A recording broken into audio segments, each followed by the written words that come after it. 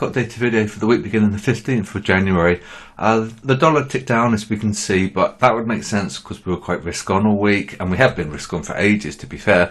So a slightly weaker dollar has been forecasted, but we are still above the zero line, and we're not really going down too heavy. We've still got that support, I think, 2,800, 2,400. We have broken it, so got to be a little bit careful with the dollar, but I think with the euro this is of strong resistance, so it's quite tricky.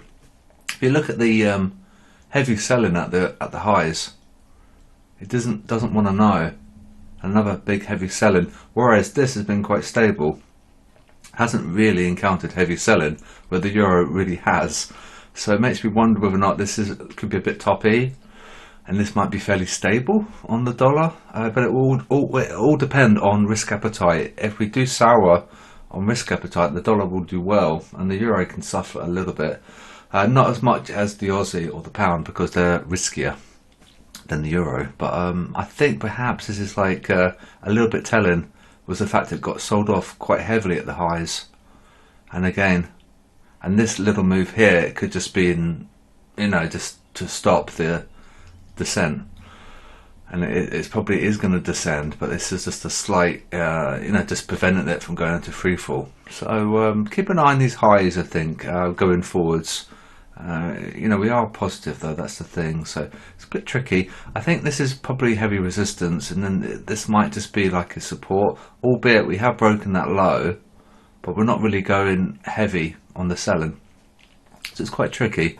We'll look at the yen, and we'll go through normal currency pairs. So the yen's got its support. We really did go into free fall mode below that support, and it looked quite bearish for the yen, to be fair, and we're now above it. I'm not sure if we're going to get above the zero line because we can see how we've always struggled to overcome it, and so it might be a similar situation where we're going to struggle again, and this could be a legit top potentially there, and we might do that, might not. Very tricky. So that's the euro, dollar and yen. So I'm a bit worried about the euro, but we'll have to wait and see. Aussie on and ticked higher, so that's fine. It's quite zigzaggy, so we're still quite far below the zero line on Aussie, minus 42,000, but we come from minus 51,000, so a few more weeks of solid gains on Aussie, when we'll probably be above the zero, and then we'll get the Aussie USD buy. Okay, we've still got a long way before that signal. Okay, and then we can probably go quite strong on that, especially if it coincides with risk appetite as well. If we do continue to get to all-time high and beyond, that's going to be quite a decent setup there. But I'm not sure, because there's so many geopolitics in the world that's actually indicating risk off. The only thing, as far as I can see, that's causing risk on is the retail sentiment. Right? Everything else is pointing towards sell, but because the herd are so bearish, it's propping up the market. So if they do decide to change their bias and then they go long, it's going to be quite ugly for risk, and then it won't be good for the Aussie. Okay, so I think the only thing that's buoying the market is retail sentiment, which is absolutely crazy. It goes to show how powerful it is. Technically, okay, admittedly the indices are strong, but fundamentally we've got a load of risk off stuff going on in the world. Pound is this kind of went sideways. Yeah, it just really went sideways. There's not really much with the pound. 14,000 to 15,000. So not much to comment there. We are above the zero, and we're slightly higher than we were last week. So it's quite a tricky development that's going on in the world. Because we should be sort of topping out a little bit on the indices, and then when we fall, there'll be nice buying opportunities again. But if they're going to keep pumping and pumping and pumping, there's no opportunities for anyone. So it kind of needs to fall in order to have a healthy market dynamic. It can't keep pumping. It's just ridiculous. Canadian dollar really surged, really surged. Actually, it's a big move. Don't think I can show you, but you can see the big move. Wow, it's a huge move. Whereas the pound moved 1,000 contracts, it's moved 10,000. Yeah. Minus 55 to minus 21. It really moved. So probably a stronger oil.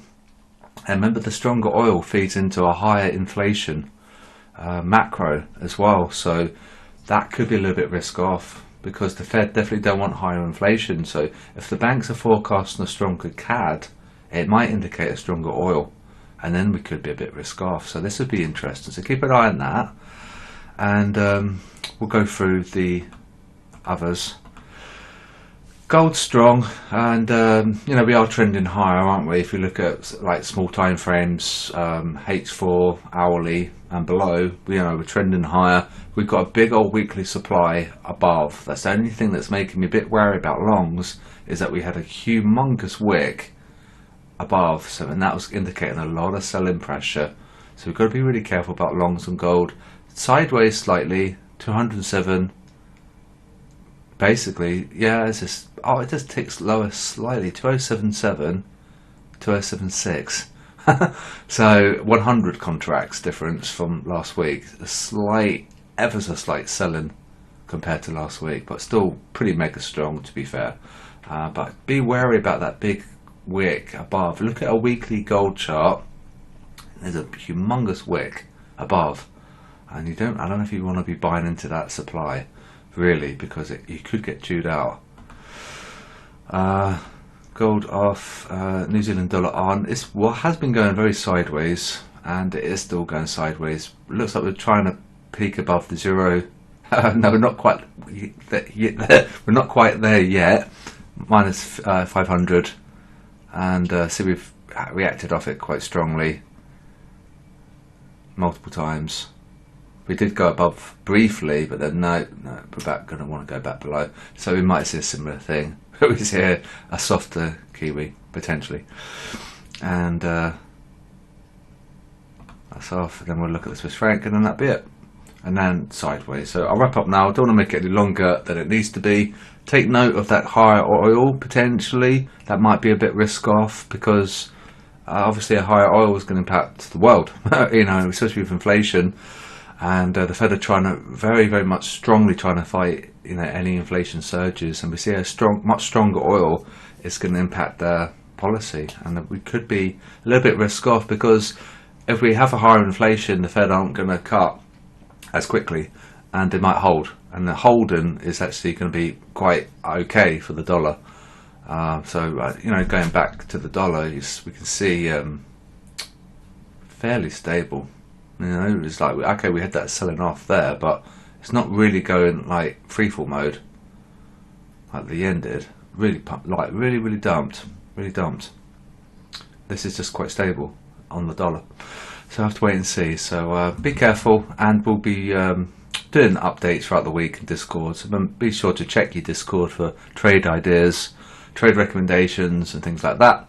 And I'll speak to you guys soon, and enjoy your Sunday, and I'll speak to you guys tomorrow. I wholeheartedly recommend fxsi.com and their indicators for MetaTrader 4 and 5. It's a 7-day free trial, so do have a look. There's no credit card required.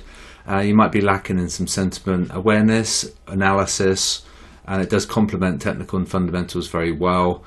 Especially if you're very technical, you could be missing out on some sentiment, or if you're particularly fundamental, you could be missing out on some sentiment. This is like a sweet zone. It complements both, and it gives you a very strong bias about direction as well. So technicals are great for direction, fundamentals are great for direction, but the sentiment sits in between. Okay, and so perhaps if you're missing out on some sentiment awareness, these are the best indicators in existence in the world for that. And then you can have a look at this. You've got a 7-day free trial, and you've got your order book, and you've got your indicators, including the ratios, which are amazing. Just look at my videos on my YouTube channel, and you can see how powerful the ratios are. And you can have a look. Just take your time. You've got 7 days to trial them, and if you don't like them, then that's fair enough. You don't have to renew, but we do have a code if you want to, and it's just the QuasiDB code, and it gives you a 10% discount. And that's it. So have a look, see what you think. And like I said, it's a 7-day trial, so you don't have to renew, but I think you'll probably find you will renew afterwards, because the order book and the ratios and the stop loss clusters as well are amazing. The stop loss clusters are great because you know where to target. Okay, so that's where you take profit, where people get stopped out. Okay, and that's it. So just a quick plug for the fxsci.com, and enjoy your day.